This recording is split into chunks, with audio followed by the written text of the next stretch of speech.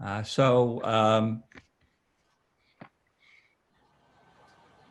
6:30. So we're going to move on to the start of the meeting. I'm going to call the meeting to order right now. I'm going to bang my gavel. And what we're going to do is can you all hear me? Waving. Yep. Yes, okay. So I have a few introductory comments, but first I wanted somebody to, in your minutes, we have a adoption of remote participation. I'd like somebody to make that motion and we'll go through that. So who would like to make that motion? So moved. How do I get video on? Can you hear me? I can hear you and I can see you. Okay. So moved. Good. Do we have a second? Second. Great. So school committee members, I sent you an email on the order for taking our roll call votes. So Pam, I believe, is not here. So is Sue here? No. Nope, I don't see Sue. Is Jim here? Yes, Belmont, yes. Okay. Bolton? Jeff, I can't hear you. You can't hear me? Is anybody else having trouble hearing me? I just got on, so I can hear you now. I don't know if you called my name. My name's Adam Marchand. David O'Connor, are you here? I am. Yes. So you have to vote now. Yes. David Connor Bolton, yes. Okay.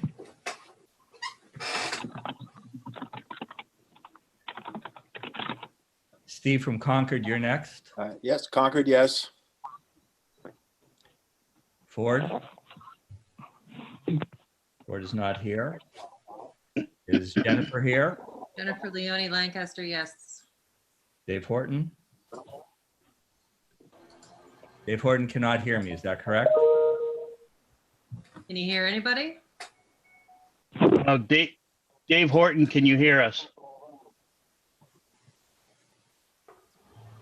He may have entered without video, without audio, so we'll put that aside.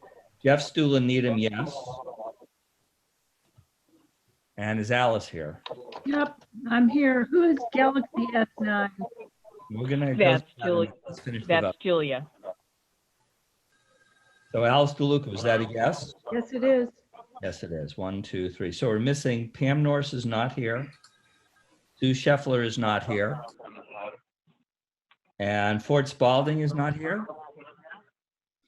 And David Horton is here, but he can't hear us. David Horton, can you hear us? No, David just left, it looks like, and I'm trying to call him. Okay. So at any rate, I'll be right back. what was that? I'm just gonna shut my door. Great. So, so let's see, who do we have from the administration who's going to be talking for Ed during the meeting? Do we know? We have from the administration. Hey, Jeffrey? Yes. So so Ford just joined, and we've got a couple of others that have joined as well. Okay. But who is, I see the list. Hi, Ford. Hi. We just missed an exciting vote on accepting actually the vote is still open, so you could vote if you want to, accept the open meeting law changes for remote participation for our agenda. Oh, yes. Yes, okay, so we don't have David Horton, Sue Scheffler, and Pam. So any opposed? Well, we all voted. It was a roll call vote, so I guess that's it. So the vote carries, and we've accepted remote participation. Now, I sent you an email a few hours ago. If you did not receive that, you should try to look in the email. And what I want you to do is, if you are not the person talking, I want you to turn off your mic. Only the person talking should have their mic on. Okay. Otherwise, we're going to get all the background noise and whatnot. Okay.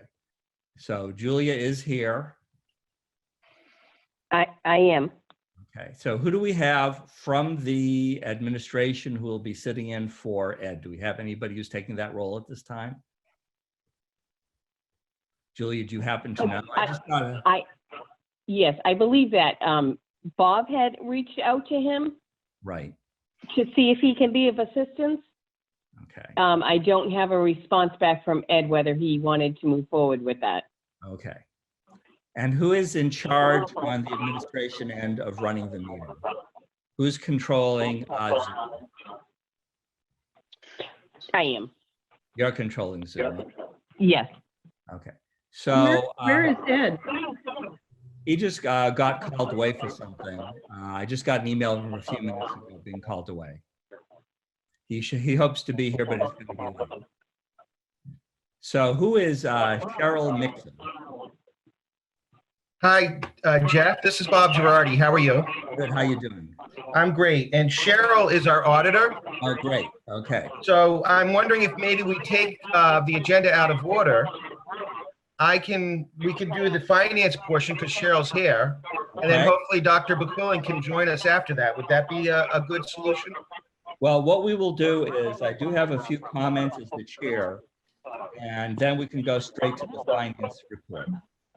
Okay, but we are getting feedback from somebody, so somebody's microphone is giving us feedback. I'm going to So turn. Jeff, if I can just, What was Jeff, that? if I can say one thing, there's Sure. two Cheryls. Cheryl Burke is the audit. Cheryl Mixon Yep. is the one you were asking about. Yes, I know Cheryl Burke. I don't know some of these names here, so. So who is Cheryl Mixon? And Adam Marchand? MTI, culinary arts instructor. Okay, good. I'm just trying to make sure that we have everybody who's here. I'm an employee. Good. And Victor is who? Information IT. Technology Director. Good. And who's Galaxy S9? That's Julia. Julia, okay. Okay, very good. Now, so I don't know why we're getting the reverb, which is very unpleasant. Is that from anybody who's talking? Okay, that's better. It's possible it could be from Dave O'Connor because he's the only one that looks like it's not muted. Okay. So I do have a few comments, a few obvious comments in moving forward. As I've mentioned in the my email to you, that Pam is not here now because of a good event, the birth of a grandchild. And what this really means is that I have to break my perfect record of doing nothing at all as vice chairperson and actually run a meeting. So I'm disappointed that my perfect record is broken, but everything is okay for that. I assume that we all know how to turn our sound on and off, which is the most important thing you need to do in Zoom. So we have that taken care of. So for those of us that are working on a PC, if you are on mute and you want to speak, all you have to do is hit your space bar, hold it, speak, and then you can let go. And that'll mute you back again. The other thing is if you go down the bottom of your screen, there's a participants window. And if you click on that, it lists the participants and you can raise and lower your hand from that screen. And so that might be a way for the person moderating to allow us to vote and or not vote. We have to vote only by roll call. The way that what you can do is you can get my attention, so that will not do. I'm going to have a voice on the roll call vote, but you can certainly get my attention by raising your hand, which looks like that. You see that when you hit the raise hand button? And then you can Understood. lower it. So that's very valuable. Now, as far as we're going to take a lot of roll call votes, so you have to get the order straight. So in my email to you, I sent you the order, which is alphabetically by town. So let me go through the order for a vote again and just know who you're after. So then I don't have to call on you. We can just go through quickly and speed up the meeting a little bit. So the order when we do a roll call vote will be Acton, Arlington, Belmont, Bolton, Concord, Dover, Lancaster, Lexington, Needham, and Stowe. Okay, so that's the order. So when we go for roll call vote, we just start with, see, Sue's not here, so it'd be Jim would be the first unless, oh, Sue is here. Great, so Sue would be the first. And then that would start us going on that, okay? Now, the other thing I want to say before we really get going is, okay, can't do that yet. Can't do that. Can't do that. Okay. Obviously, we don't have a lot of practice doing that, right? And here's Ed. That's great. Obviously, we don't have a lot of practice doing remote meetings. So things may not go quite as smoothly as we want, but we're going to get through this. And as we get going, we're going to speed up quite a bit. Okay. Now that Ed's joined us, we can still take this out of order if Ed does not mind. But I do have one item for the good of the committee. Actually, maybe two items now that he's here. The first item is that I see this closed school thing from two different spaces, from the space of a teacher and the space of a school committee member. And I happen to know from both positions how incredibly difficult it has been for the administration and for the staff and for the faculty to make this switch from where we were to remote learning in the period of time that we have done it. I felt the burden of this as a teacher, and I've seen the burden on the administrators and the other faculty. So I just want to say, under the good of the committee, and I think we all feel the same way, how grateful we are for the superhuman effort that has been done by all these individuals to get us to the point where, starting really today for me, I could start participating in remote teaching with my students who I haven't really seen for a few weeks. And that's because of an incredible amount of work for an astonishing amount of people. And I didn't want to move on before that was acknowledged.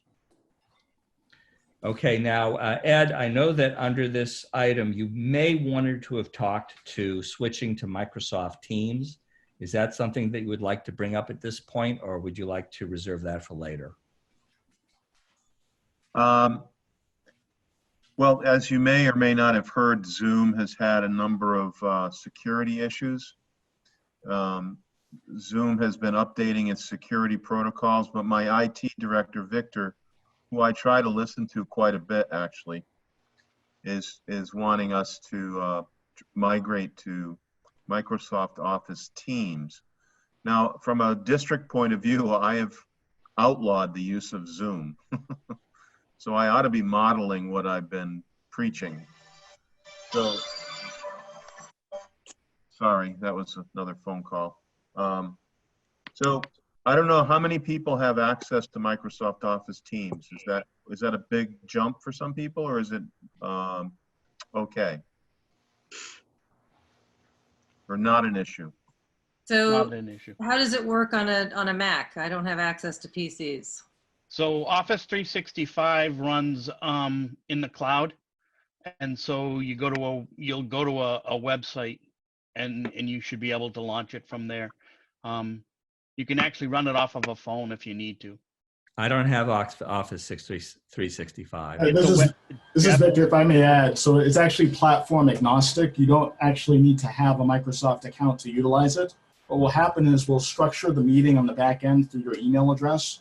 You'll receive an invite, a calendar invite, and once you accept it, you'll click the join meeting during the time of the meeting, and it will bring you into the meeting. You do not need a Microsoft account to utilize it. And it could just all happen through the web. You could utilize the client if you'd wish, though that would require a Microsoft account. But for the purposes of the meeting, you would not need a Microsoft account for that. Okay, well, I haven't met Victor before, so hi, Victor. Good to meet you. Yeah, everybody, that's Victor, IT Director Extraordinaire. Okay, so Ed, you're going to work with your team here and decide whether we're going to be doing it that way or another way. I don't care as long as it's easy to use. I understand. Yeah, we're going to move in that direction. So a suggestion was made before you arrived that we move now to the Director of Finance report and take things out of order. Yeah, that's a good idea. So Cheryl can go through the papers there. So Hi, unfortunately, Cheryl. right. So if there is no objection from the school committee, then I'm going to allow that without a vote. So who would like to introduce Ms. Burke and her report?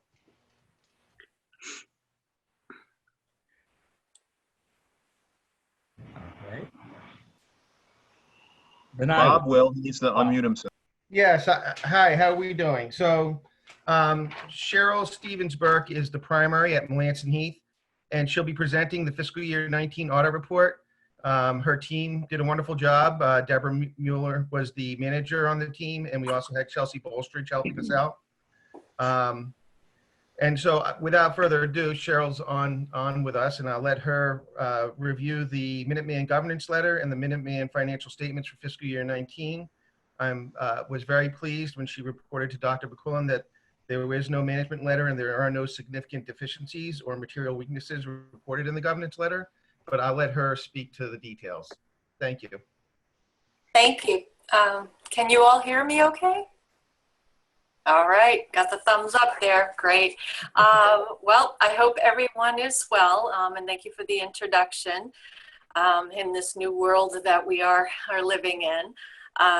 We do have the fiscal 19 financial statements. I understand that everybody has been provided with them. Jeff, I'll ask you if you want me to kind of do my standard presentation where I can identify some highlights. I don't know if people have this in front of them, or I can just talk about that information. Okay, so I'm going to suggest, and I'm certainly open to a difference of opinion, that without having the documents ahead of us in written form and without having them easily in front of us now, I happen to have them because being a tech guy, I have, plenty of computers, right? Here's my iPad, but not everybody may have it easy to have the details of the document in front of them. So perhaps we can go to more a summary of the highlights unless there's an objection from the committee. So if you have an objection, why don't you raise your hand and we'll hear your objection and then we'll move on from there. Otherwise, we'll go to more summary mode than we would normally do. I see no hands, so I assume no objection. So why don't you use your judgment to give us a summary of what you consider to be the most important points of the report for us. Okay, I think that's a good call in light of our new format for our meeting. So I just wanted to talk about the highlights of the financial statements. As Bob had pointed out, one of the most important things that you should know as a school committee is that we've provided you with a clean or unmodified audit opinion on your financial statements for fiscal 2019. It says that we believe your financial statements are materially fairly stated in accordance with generally accepted accounting principles. So that's really the first stop for a user of an audited financial statement.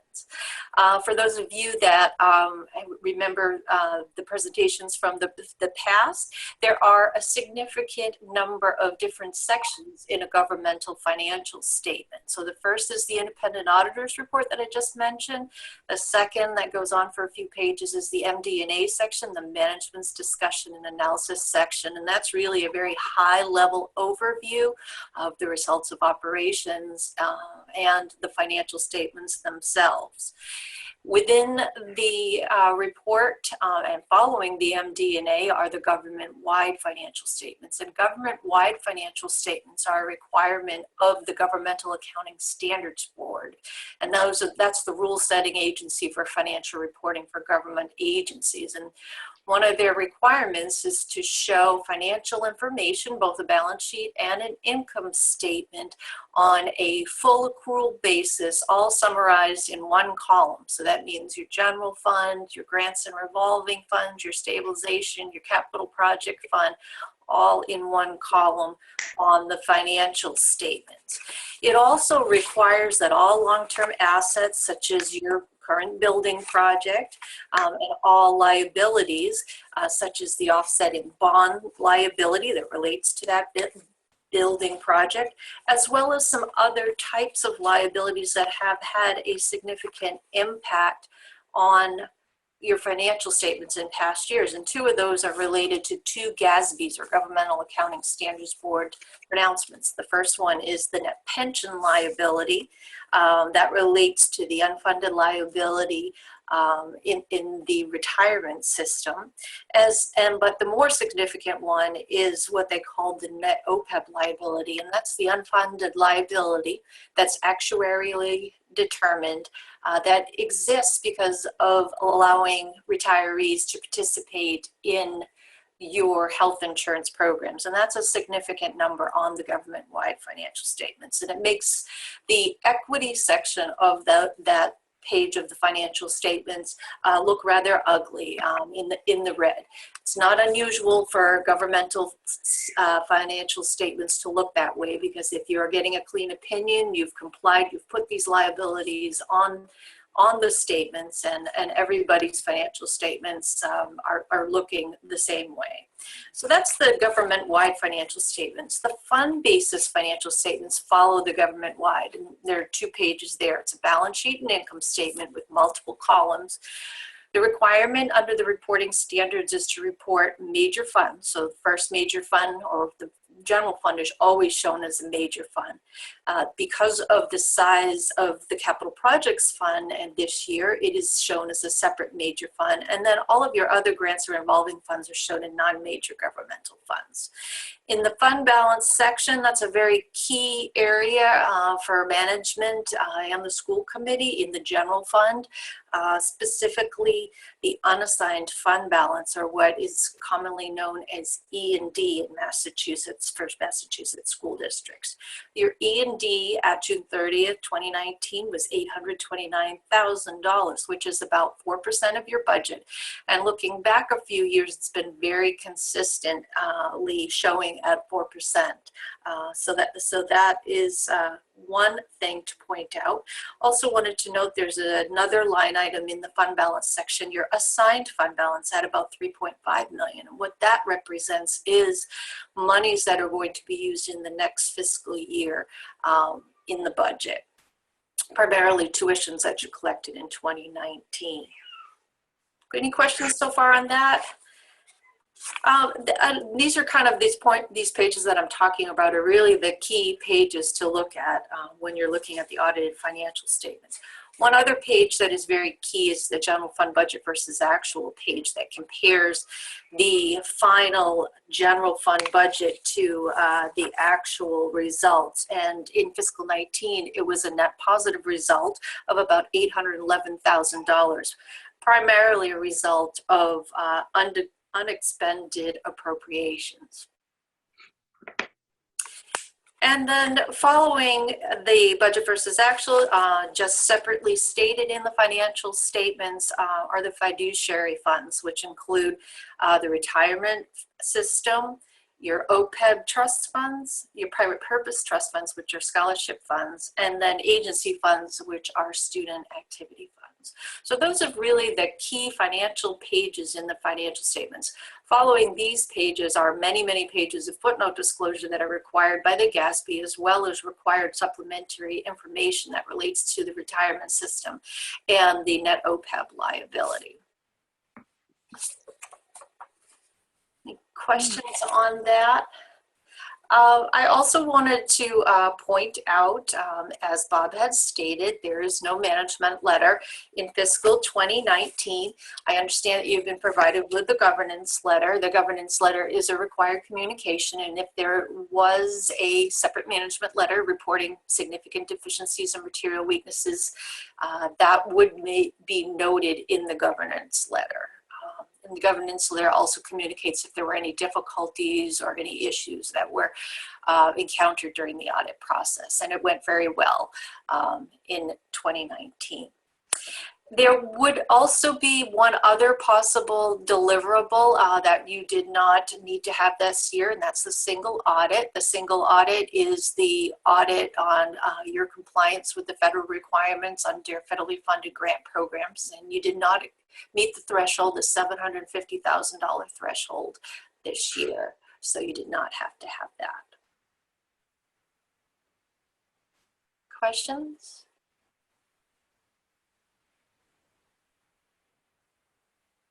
No, thank you very much. Thank you. Yeah, Jeff? I have one question. I have one question, and I'm going to get to you, Jim. Okay. The same question I have every year, pretty much, when you come in front of us. Other than the ugliness of the OPEB, is there anything that school community members should be concerned about regarding what you discovered during your audit process this year?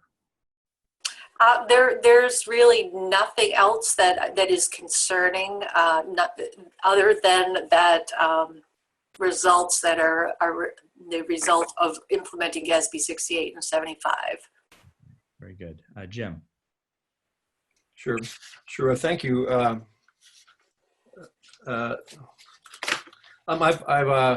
got some questions here, but I'm not going to go through them now. But just want to make a few questions and comments. One, the timing this year was about 3 months later than last year. Can you give us some color as to why it was later than when we saw it last year? Mm-hmm. I think this year there was some delays in getting some of the information. I did look back also last year, as you have, to see what the timing of the reports were. Last year we had our report dated in December, and the year prior was in March. So sometimes there are things that delay the issuance of the report. Great, thanks. But I noticed that the date this year was March 2nd, and we had a finance subcommittee meeting this past week, like the 29th or 30th, that we didn't see it at that time. And so so I just want the full school committee to sort of know that the finance subcommittee hasn't had a chance to really go through it or ask questions. So Jeff, I think that that'll be a topic to see if the finance subcommittee wants to submit some questions through Bob, just to follow up on some points. Cheryl, can you for me and for the rest of us just talk about exactly, or I mean more specifically about what is in the non-major governmental funds? Mm-hmm. That would be all of your federal and state grant funds, so Title I, special education. Those are primarily what is included in non-major governmental funds, but also your revolving funds, your tuition fund is also included in there. You have some other funds that are like rental funds. I know you have some rental income of some of the buildings there. So those are kind of the ones that come to mind when I think about non-major governmental funds. Okay, great. And then as I said, we may be coming back with some more detailed questions on some of the tables. But the final sort of bigger picture question is why is it that the healthcare trust fund is not I mean thought of in the same way that we think of the pensions and the OPEB trust. I mean that's something that we've got a direct stake in, right? I'm not sure I understand your question, but it is the OPEB trust fund is included in the fiduciary funds. Right. Yep. I mean, sorry, we have. I mean, Bob, correct me if I'm wrong, but we have district assets that are held by the healthcare trust, right? Yeah, and it's just, I mean, it's an entity that has our money and it's investing. Oh, you're and- talking and- about the Mass Bay Healthcare Trust? Yes. Yes. That's the I'll call it a collaborative that you are involved with that handles the health insurance, and I believe there is a deposit for every member in that entity, but that entity is not part of these financial statements. It has its own set of financial statements. And to your knowledge, does the school committee see those financial statements on a regular basis? I do not know the answer to that off the top of my head. In the past, Kevin was the treasurer, and he was the one that we dealt with primarily on that. We also audit the Mass Bay Health Trust. Yes, and I'm only recently on the board, so Oh, okay.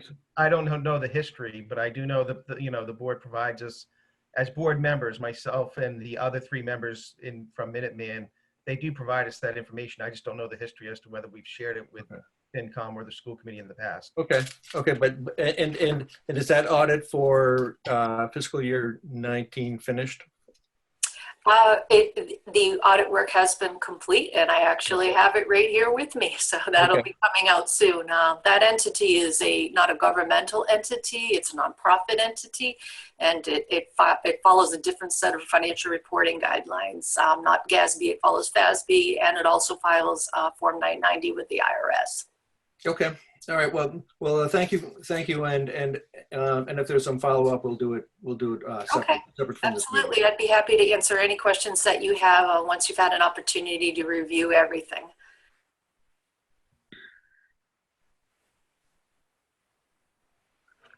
Any other questions for Cheryl Burke? Very well, then I'm going to give you the thanks of the schools committee once again. It was always a pleasure to see you and have you come in and give your report. And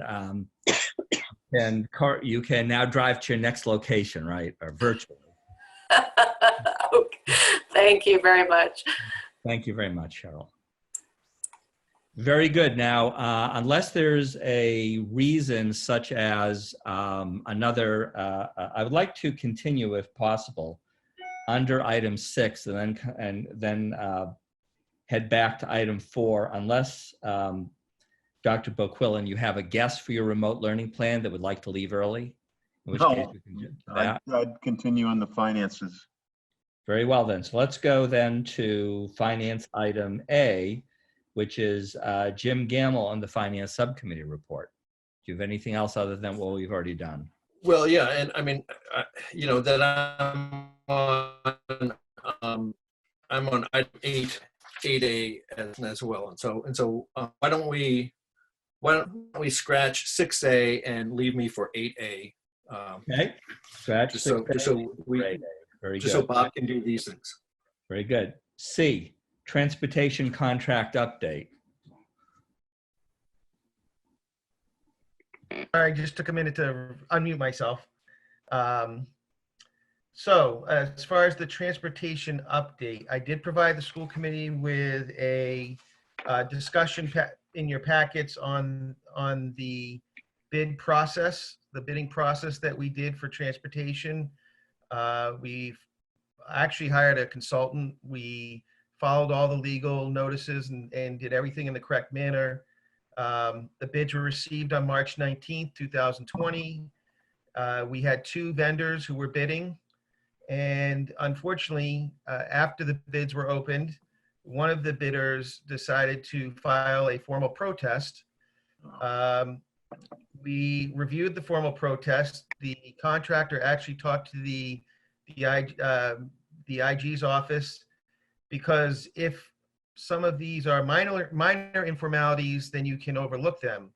However, there was concern that one of the 3 concerns was not a minor informality, and so we had to really look at this and scrutinize it closely. The other factor was that both bids were above our current budget for transportation in fiscal year 21. And when that happens, that allows the school committee to reject both bids and start the process over again. This being such a financially difficult year, I am recommending that the school committee vote to reject both bids. And then we're ready and poised to start the IFB process over again. And hopefully in the next round, we'll actually get bids that are under what we had budgeted. So that's my recommendation for this evening under this agenda item, is for the school committee to reject both bids. Okay, so the way we're going to handle it is somebody actually state the context of it, the content of it. I'll So do- it is on a page of our packet, so please go ahead and then we'll have a discussion. I will vote to reject both bids received from NRT and C&W Transportation Companies on the school transportation bid number 20-03 Minuteman Regional Vocational School District dated February 26, 2020. Second. We have a second from Steve. So questions? So my question is, what was wrong with the process that we went through? Where was the error that they have maybe a legitimate complaint? Well, so one of the companies had actually merged with another bus company.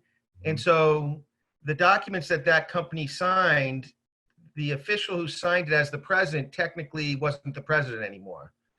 And he explained to us that he still had authority within the company to sign those documents, but those are official documents that are required. The annual report is required as part of the bid packet. And so if it's not exactly accurate, the IG's office said, you know, that is something that the other company could protest and win. So that was the biggest issue. The other issues could have been worked out. It was about where they were going to park, you know, the vehicles. That wasn't necessarily spelled out fully, and that could have been a minor informality. But it's the document that was signed by somebody who had authority, but wasn't technically, you know, in the position that he signed as.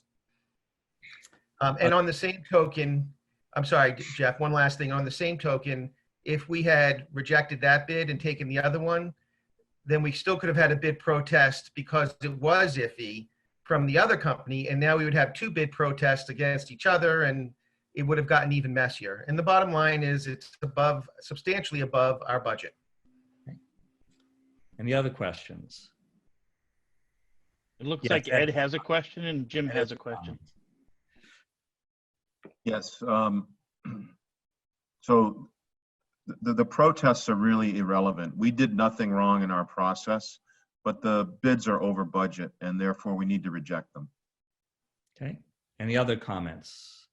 And this is a topic we had talked about in last week's finance subcommittee, and just for the school committee to understand that it's, you know, that there are several different moving parts here, because while we're technically just voting on something that has to do with next year's budget, this year's spending on buses, given the coronavirus, is very much an issue that's, I think, mixed in with our relationships there. So it's really something that we encouraged the administration to take a coordinated view and sort of make sure that they're trying to solve both issues at roughly the same time.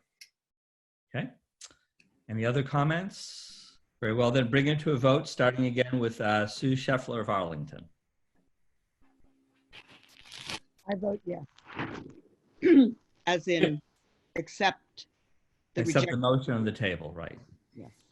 Jim Gamble, Belmont, votes yes. Dave O'Connor, Bolton, accepts to reject.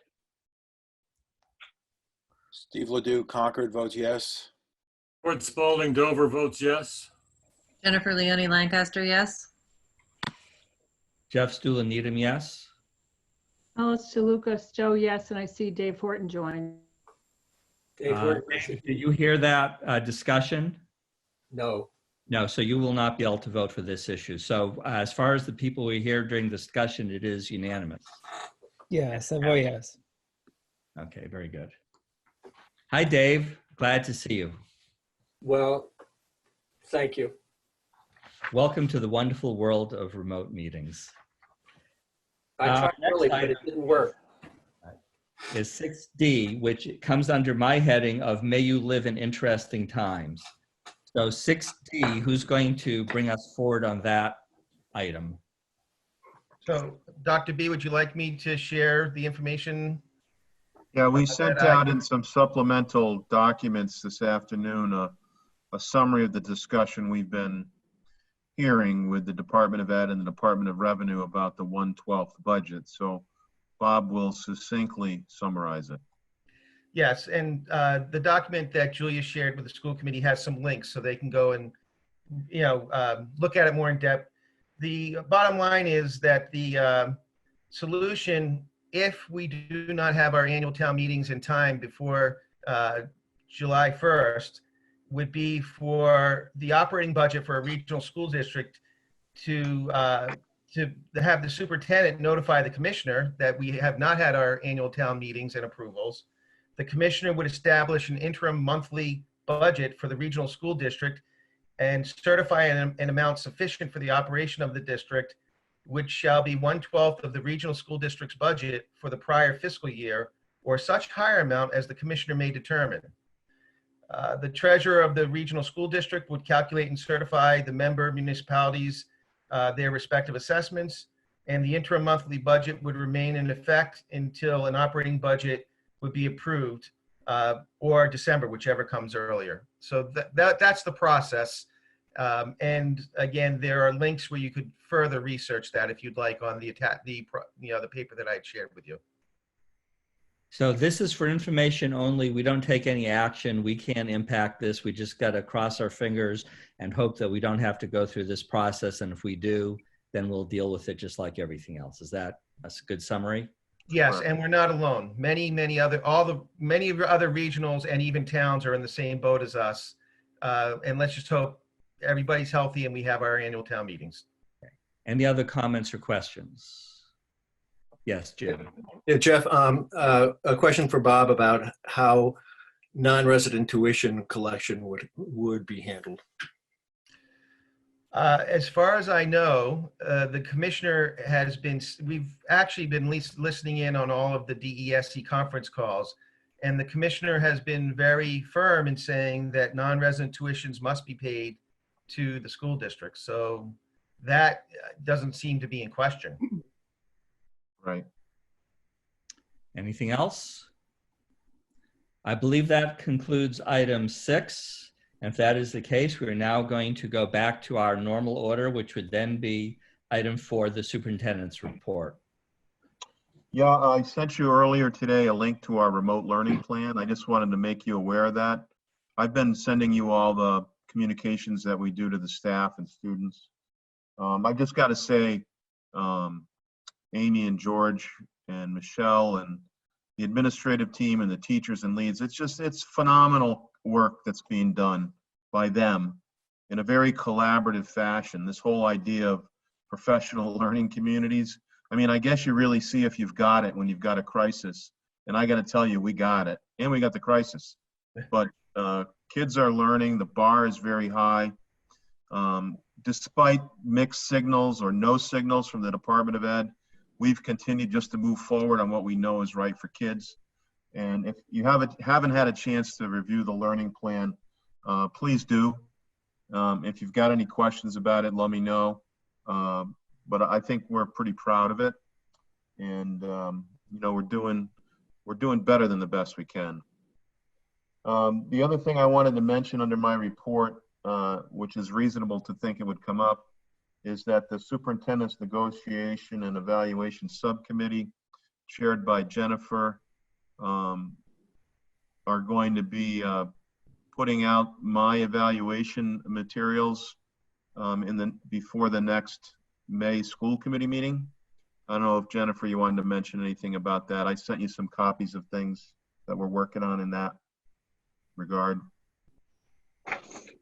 Okay, so I have gotten some feedback and I will be talking to my subcommittee at some point and trying to set up a similar meeting. But I think what we're going to try to do is Mary Ann's working on the survey. Right. And we're going to try to get that out before the next school committee meeting so that we can hopefully turn it around fairly quickly and actually have the subcommittee meet before the next school committee meeting so we can have a recommendation by the next school committee meeting, I think is what the goal. Okay. It's all kind of, you know, how efficient we can be. But I think that was what Mary Ann's goal was. We'll see how we go. So heads up to my subcommittee, because I will probably be contacting you about trying to meet after the survey goes out. Okay. Does that make sense to everybody? Does that end the superintendent's report? Oh, No, one I more thing. got One more thing about that. I think the recommendation from Desi is that we do the, because what's happened since March is not on any of Ed's goals.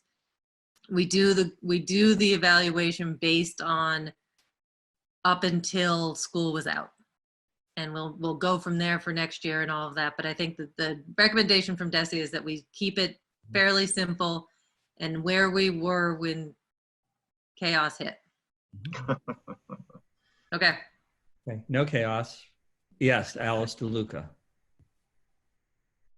It seems like it would be appropriate to have some type of a text field that the school committee could fill in to note, at least for posterity, that this has been a somewhat unusual year and that the superintendent and his team have had to take on extra work in the whole kind of new universe. I think we should have something, even if it's not part of an evaluation, maybe it's a comment field that we can remark in just for posterity. It's going to be a very weird document if we don't note it and just sort of drop off March 2nd or whatever. Yeah, Okay, I agree. I think that's a good advice, and I will ask Mary Ann to do that. I think it could be I can be incorporated into the survey. Any other questions for the superintendent on this item? Any other Thanks. item? Yeah, one other item on enrollment. I'm going to share a document with you right now, theoretically. Jeff, there you are. Here we go. Share screen. Host has disabled participant screen saved. Julia, I need to share the screen. Did you get I want to just talk to you about enrollment, just briefly. I sent you this document. We currently, for next fall, we have 173 member town students that have committed to Minuteman. And in addition, because we're in the third round of putting out offers of enrollment, we were able to accept 9 out-of-district students, 4 Belmont students, 1 Boxborough student, and 4 Watertown students for a total enrollment of freshmen this fall of 182. So I just wanted to let you know that we have more detailed enrollment information that I can send to you that has been summarized for me by Anthony Girelli. We're anticipating an overall enrollment next fall of 642 students. I don't know if there are any questions about that. If not, Jim? Yeah, I mean, just a thanks for making sure that the Belmont kids and the Watertown kids have a chance, and just next year, just keep thinking about those 2 towns as part of your natural constituency, and maybe at some point that'll happen. Ed, could you clarify again how many out-of-district students? Was it 6? 9. 9. Thank you. Yep. 2. Hi. I have to ask on behalf of my Arlington representatives why we accepted anybody out of district. Well, that's part of our admissions policy. When we offer enrollment to our member towns, they have a certain amount of time to say yes or no. If they don't say yes or no, then we offer it to the next round of qualified candidates. We did that twice in accord with our admissions policy, and we're able to offer 9 kids out of district from the list, and they committed. So we're saying that except for those slots, everybody else was an in-district acceptance. Yeah, of the 182 freshmen we have coming, 173 are member town students. And then there's 4 or 5 upperclassmen from in-district and out-of-district, but I'm not counting those right now. Okay, thank you. Sure. Any other hands up for comments? Nope. Is that the end of the superintendent's report? Yes, Yes, that's a it yes. is. Good. Good. Item 7, school building committee report, Ford Spalding. You have to unmute. There you go. Your school building that was built in the early 1970s is gone. And you may not have driven by, but it was all rubble when I saw it last week. The demo team was out there last week sorting all the materials that they're going to salvage and for sale, which is part of their contract. They had 4 heavy equipment excavators, backhoe sorting and putting material in appropriate files. Trucks are then loaded and washed on site. Then they leave and they go to wherever they're going to get rid of the materials. At the end of, once they get rid of the materials, the trucks are washed again and they come back. It's a very interesting process. You also had out there a couple of people with huge hoses that were watering down everything, which is to keep the dust and the debris from going out up into the air. I have to tell you, for a very messy process, it was extremely clean process. At the end of March, materials were, as I said, removing from the property, but more importantly, removing from the concrete slabs, which are like the swimming pool and the foundations, and that's what they're doing now. Briggs Engineering will be out there representing the owner to just make sure that there isn't any other hazardous material that's been embedded in the sites. Once this is all completed, which is probably a couple of weeks away, they can start preparing the property for future use. At this morning's meeting that we had, building committee, we were told the Carpenters Union and a few other unions are on a stop work order because of COVID-19. Unfortunately, our building is built and we don't have a lot left to do, but that's in fact a fact. This is going to have could have a detrimental effect, but a small one on the punch list. We have 195 punch list items that are ready for inspection as of this morning. 88 items are open and 46 are not approved. 25% of the open items are really waiting for warmer weather. They are revolving around spring vacation, but because students aren't there, they'll just proceed as soon as they can. We'll also be doing some additional planning and sod work. We expect the theater netting will be installed by the week of April 20 and a final certificate of occupancy by the end of the week of April 27, which is a huge milestone. That's my report. Why don't I turn the photovoltaic and the athletic fields back to Ed? Sure. Any questions? Yeah. So the photovoltaic system update, you may recall that our partner in this, SunPower, withdrew their participation a couple of months ago. In the meantime, what's been happening is that Beth Greenblatt, who's been with us for 13 years or so, our energy consultant, has been looking for another appropriate partner who would be interested in the size of project we have, and that would really fill the gap that was left by SunPower. I was talking to her this afternoon about it, and she has one company that she's working with that may in fact replace SunPower. They're trying to vet some more information about the project. Mainly their question is, I think it's called Select Power. Their question is, do they have to build a canopy system over the parking lot?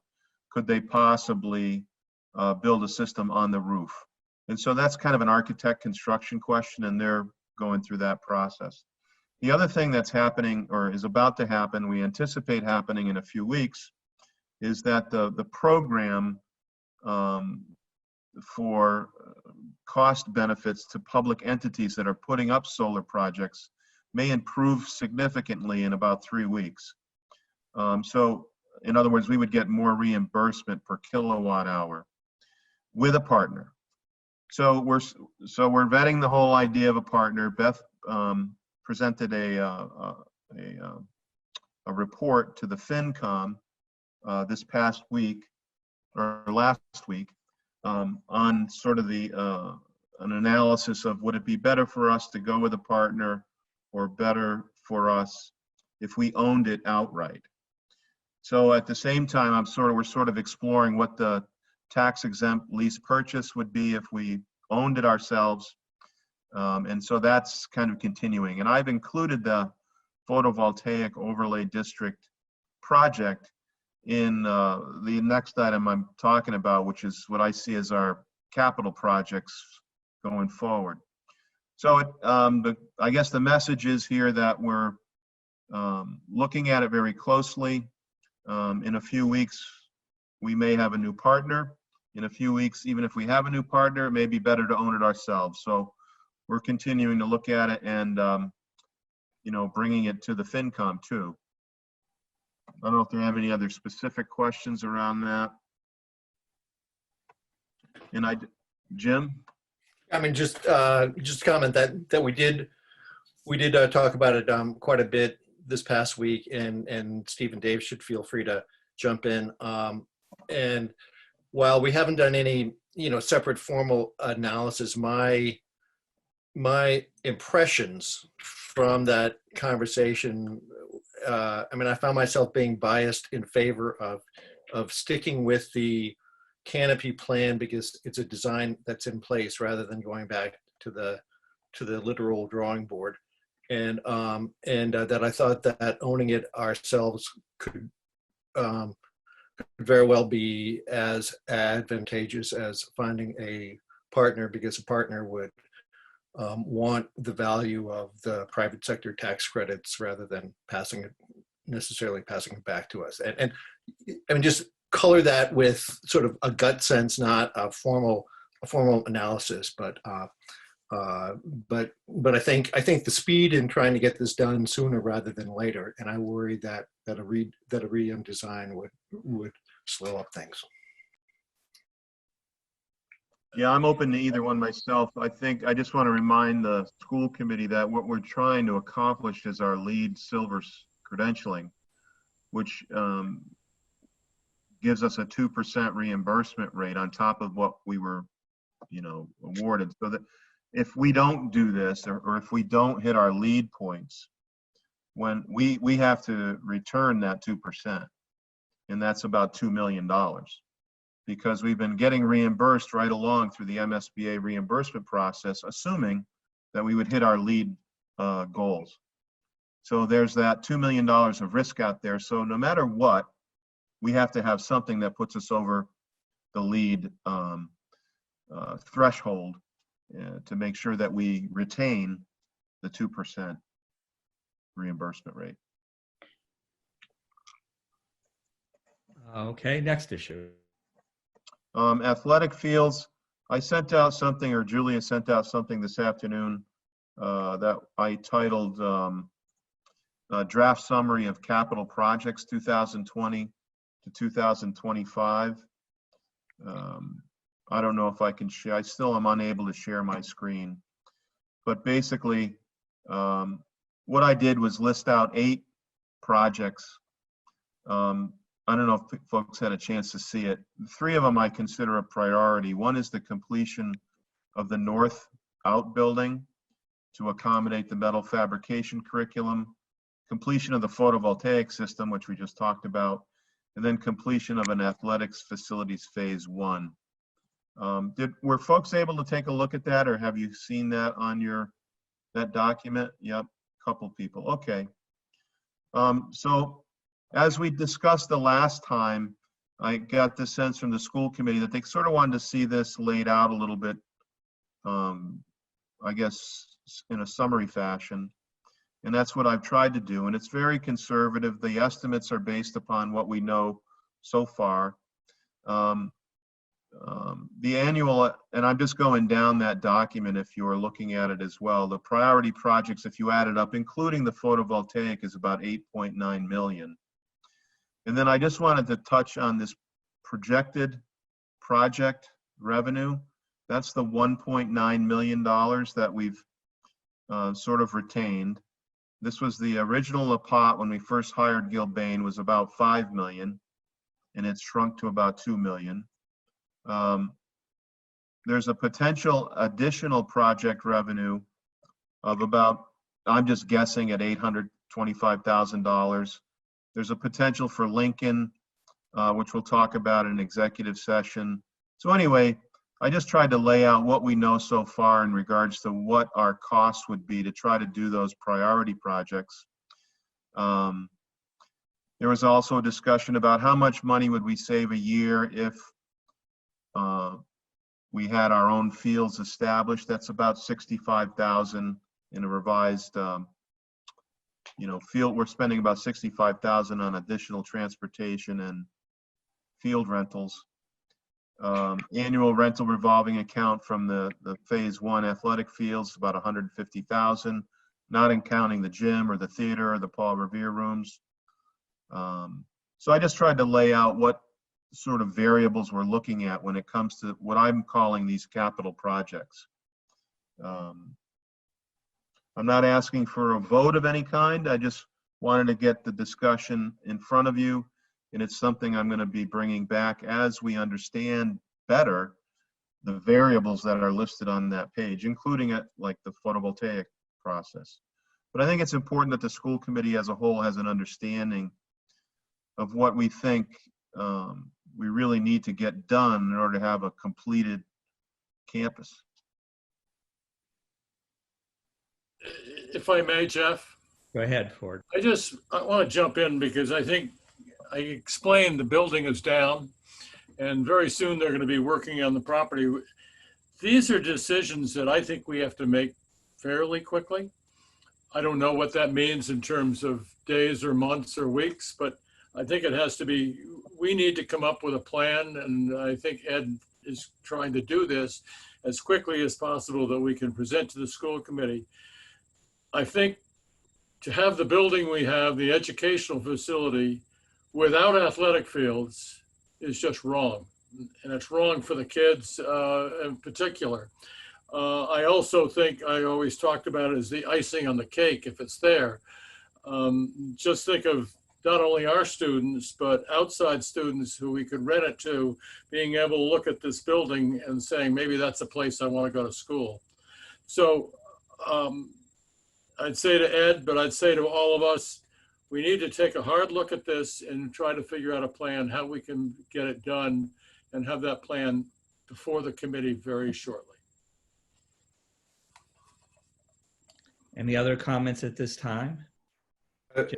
Yeah, just a clarifying question for Ford. I mean, how are you talking about at the May meeting or the June meeting or the July meeting or what?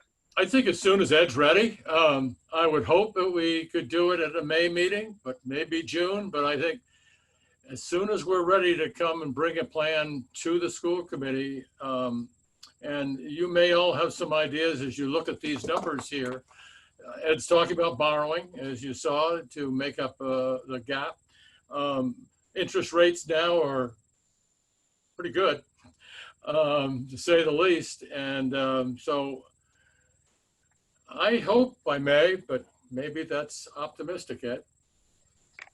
Well, you'll see when we talk about some issues in executive session, you might have a better sense of the kinds of things we're waiting to understand better from the project. Because we may have more resources than we currently think we would have, I'm sort of painting a very conservative picture. I don't want to say worst case scenario, but not good. Well, we'll look forward to some more information a little bit later. Thanks. That's the end of the building report, correct? Yes. Yes. So moving on to subcommittee reports, Finance Subcommittee, Jim Gamble.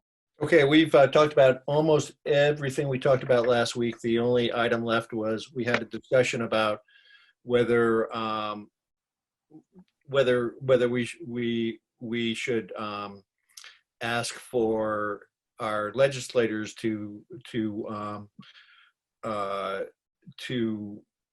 reconsider the Chapter 70 grant, and where we came out on it was that we were going to draft something for Ed to think about as he's been our primary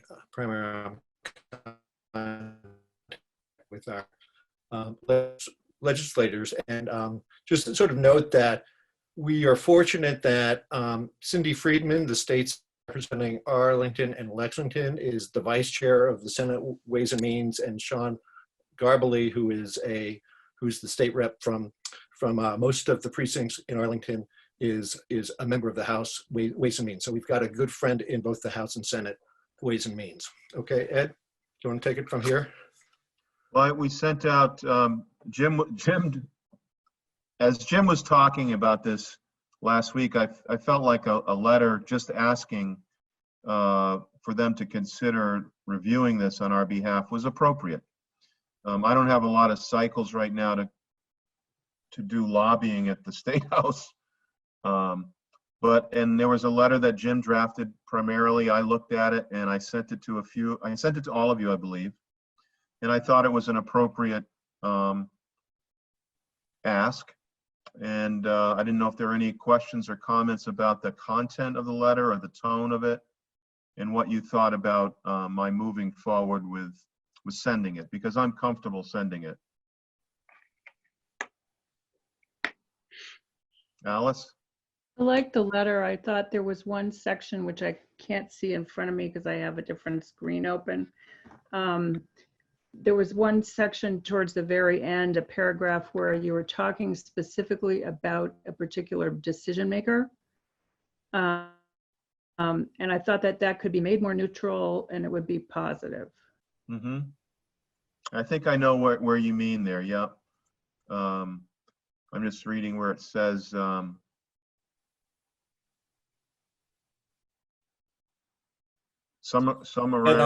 was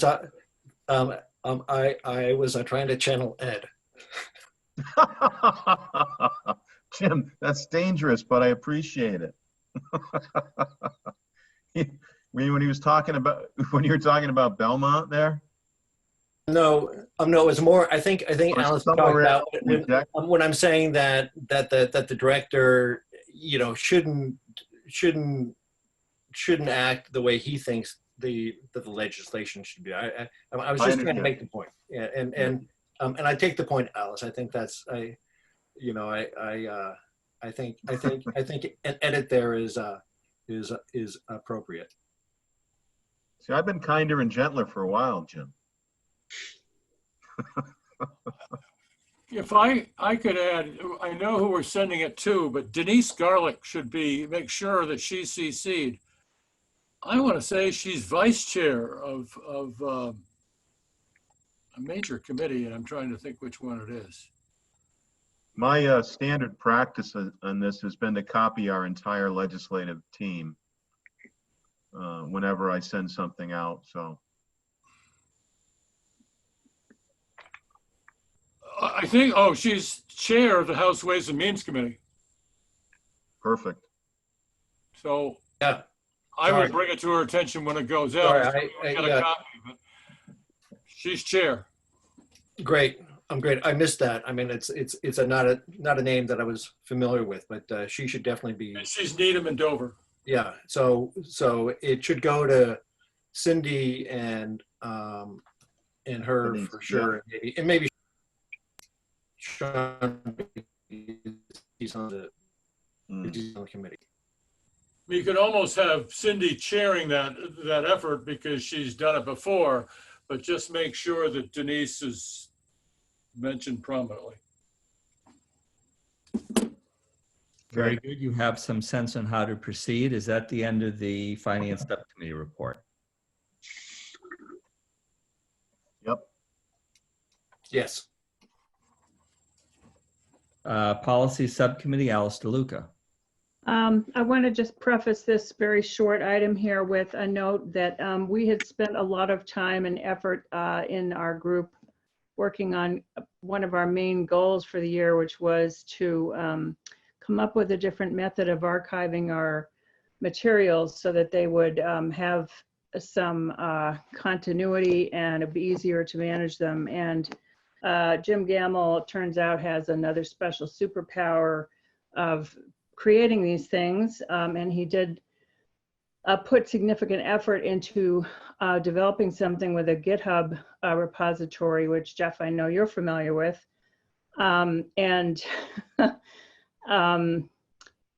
this is something that, you know, long term, the school committee and the school district could move towards something that was more high tech for the policy manual that would allow for version control.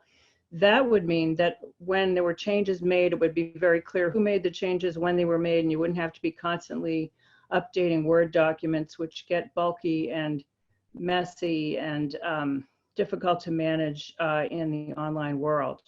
So a big thank you to Jim, because he's actually converted the entire manual to something that would be a text-based GitHub located project that would be then fed up to the web using Gatsby, Jeff. So it's really a pretty cool system. It's a very simple, very elegant looking thing, and hopefully we will be able to go forward with something like that, if not exactly that, somehow incorporating it into our system. We have also Just a comment on that, since on that particular topic. If you're going to go through GitHub, then you have to understand that there are portions of GitHub that are not for the faint of heart. Right, And no, we understand that. Right, Yep. so you need somebody who, you'd had to have a technical resource who is very familiar with GitHub if you're going that route, as opposed to a commercial system, which you may have to pay some more money for, which might be simpler to use. So just note, it's a great idea, but GitHub is not always the best solution in a. Right, but it is a proof of concept that we could have a better world. And I just wanted to shout out to Jim for the vast amount of work that he did in making this case, proving the point that it can be done, and setting up a structure for us. So that is just what I was trying to do. So the next thing is we have the second reading of DBACM Annual Capital Maintenance Policy. So we would take a motion to approve DBACM Annual Capital Maintenance Policy for second reading as presented. So moved. Is there a second? Second. Any discussion on the motion? Thereby, I guess it's all in favor, right? Is it a roll call, Jeff? Roll call vote starting with Sue. Yes. Sorry, yes. Jim Gamble, Belmont, yes. Who's next? Dave O'Connor, Bolton, yes. Steve Ledoux, Concord, yes. Ford Spalding, Dover, yes. Jennifer Leone, Lancaster, yes. Dave Horton, Lexington, yes. Jeff Stuhlen, yes. Alice DeLuca, Stowe, yes. Unanimous vote, it passes. Is that the end of the policy subcommittee report?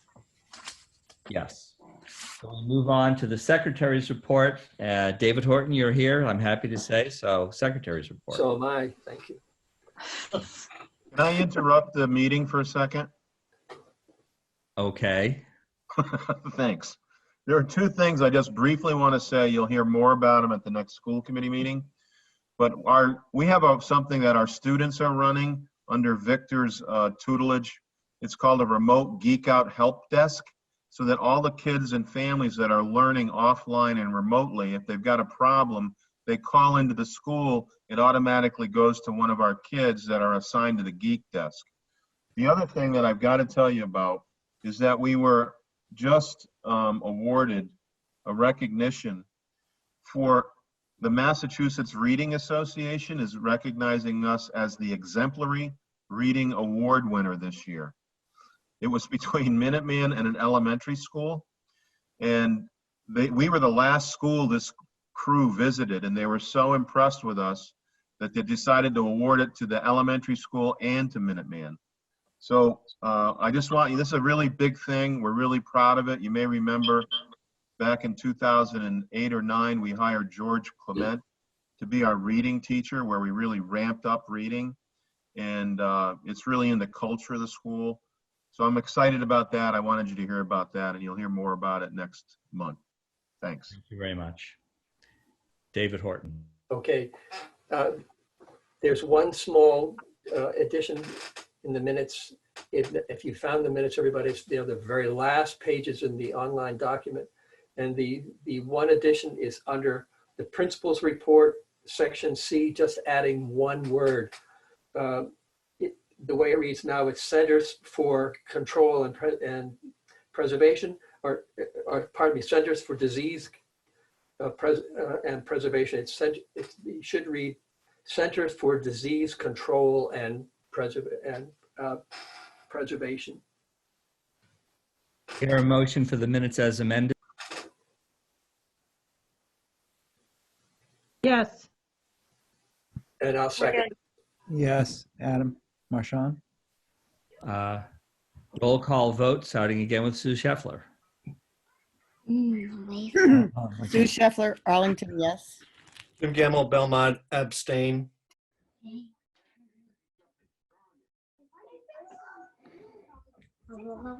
David?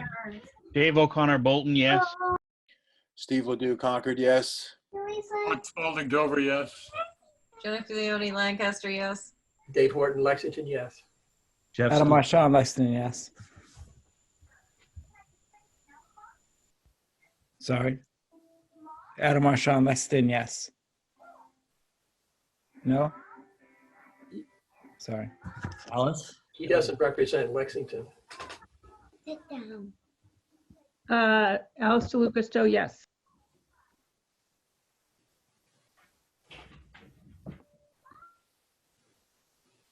Jeff, you're muted. One abstention, all the others were yeses, correct? Lexington is yes. Adam Marchand. He's not a voter. Not represent Lexington. Oh, okay. All right. I'm the representative, Mr. Marshall. I'm the one who vote. I'm the one who votes. Gotcha.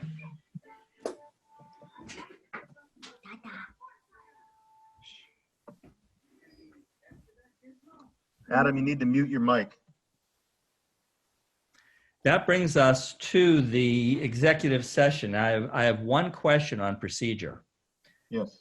My understanding is that we have to terminate this meeting and start another meeting for an executive session. Is that correct?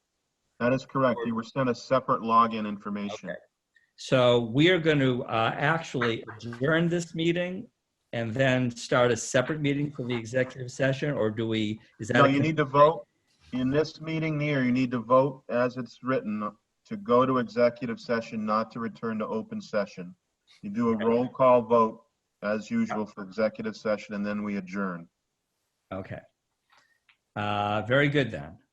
So who would like to make the motion to enter into executive session, not to return to open session? And Ed, who will remain with us? Julia, Bob, and myself. Okay, so that's the motion. Who would like to make that motion? I will move that we enter executive session as follows: to consider the purchase, exchange, lease, or value of real property if the chair declares that an open meeting may have a detrimental effect on the negotiation position of the public body, with the people remaining as stated by Ed. Second. Okay, roll call vote, starting with Sue again. Sue Scheffler, Arlington, yes. Jim Gamble, Belmont, yes. Dave O'Connor Bolton, yes. Steve Ledoux, Concord, yes. Ford Spalding Dover, yes. Jennifer Leone Lancaster, yes. Dave Horton, Lexington, yes. Jeff Stuland Needham, yes. Alice DeLucasto, yes. Okay, very good.